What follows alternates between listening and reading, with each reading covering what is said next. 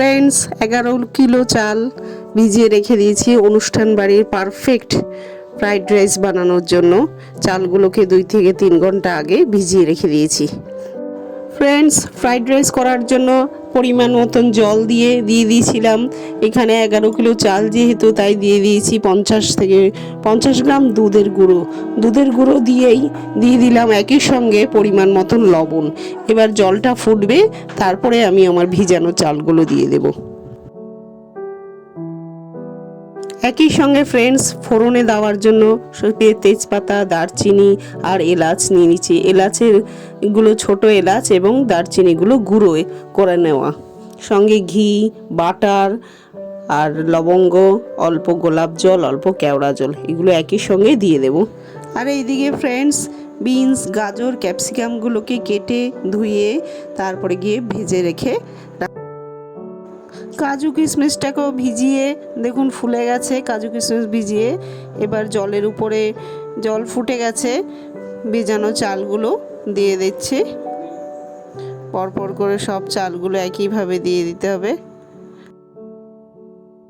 Friends, ভাতটা ফুটে গেছে, এই দেখুন খুব সুন্দরভাবে একদম লম্বা লম্বা কিন্তু পারফেক্ট রাইস হয়ে গেছে। এবার একই সঙ্গে এই ফুটন্ত অবস্থায় দিয়ে দেওয়া হয়েছে গোলাপ জল, কেওড়া জল, অবশ্যই পরিমাণ মতন, অর্থাৎ অল্প পরিমাণে দিতে হবে।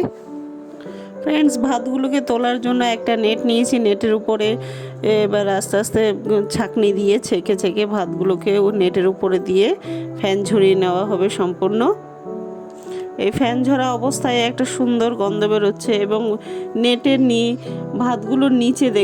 ভাতগুলোর নিচে রয়েছে মটরশুঁটি সেদ্ধর সময় দেওয়া হয়নি, কারণ ভাতের ভাপেই সিদ্ধ হয়ে যাবে, ওর জন্য। ওই দেখুন মটরশুঁটিগুলো।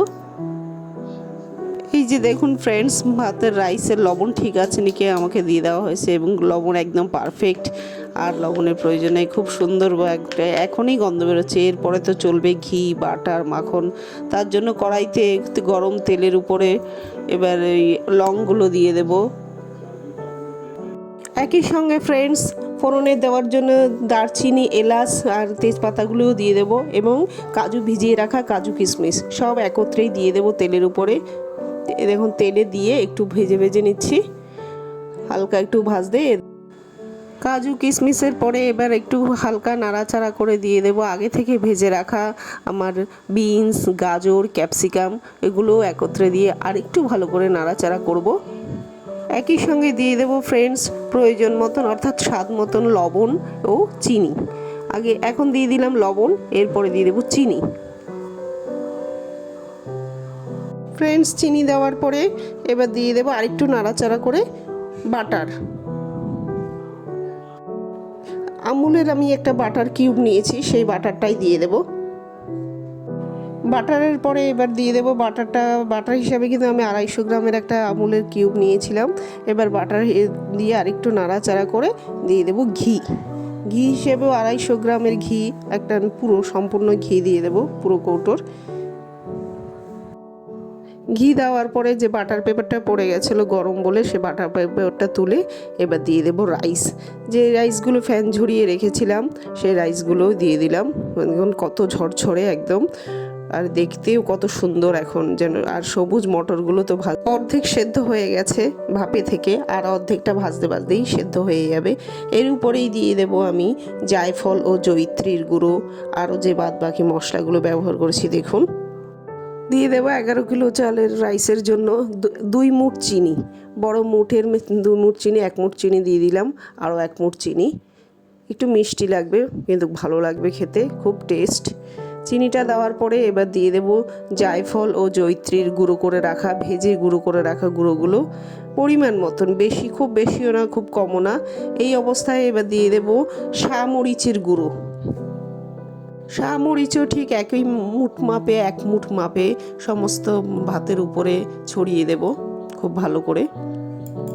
শামরিচ, জায়ফল জয়িত্রীর গুঁড়ো সব একসঙ্গে দিয়ে এবার লাস্টে দিয়ে দেব অল্প পরিমাণে গোলাপ জল ও কেওড়া জল দিয়ে, গোলাপ জল ও কেওড়া জল অল্প পরিমাণে দিয়ে এবার ভালো করে নিচের ভাত উপরে তুলে, উপরের ভাত নিচে তুলে খুন্তি দিয়ে ভালো করে মিশিয়ে নেব। এতে কি হবে, এতে আমার যে চিনি বা আরও যে যে মশলাগুলো দিয়েছি এগুলো ভালো করে মিশে যাবে এবং ভাতটাও আমার খুব সুন্দর ঝরঝরা থাকবে। তাহলে দেখলেন তো বন্ধুরা আমার ফ্রাইড রাইসটা, অনুষ্ঠানের ফ্রাইড রাইস কত সুন্দর, যে খেতে যেমন সুন্দর, যেমন দেখতে সুন্দর হয় তেমন খেতেও সুন্দর হয় এবং সেন্টটা তো দুর্দান্ত সেন্ট। তো দেখলেন তো বন্ধুরা আমার ফ্রাইড রাইসগুলো হয়ে গেছে, অনুষ্ঠান বাড়ির ফ্রাইড রাইস। এবার ভাতগুলোকে ঝরঝরা করার জন্য গামলার মধ্যে ছড়িয়ে বড়িয়ে দিলে সব একত্রে আর কি লেভেলে থাকবে এবং এই ফ্রাইড রাইস এইভাবে রাখলে অন্তত 2 ঘন্টা পর্যন্ত, খুব 2 ঘন্টা পর্যন্ত গরম থাকে। এইভাবে গরম করে এবং পরিবেশনের সময় খুব ভালোভাবে আর কি গরম হবে, গরম গরম ফ্রাইড রাইস। ও তার সঙ্গে এবার আলুর দম আছে, আলুর দমটা তো আর দেখালাম না বন্ধুরা।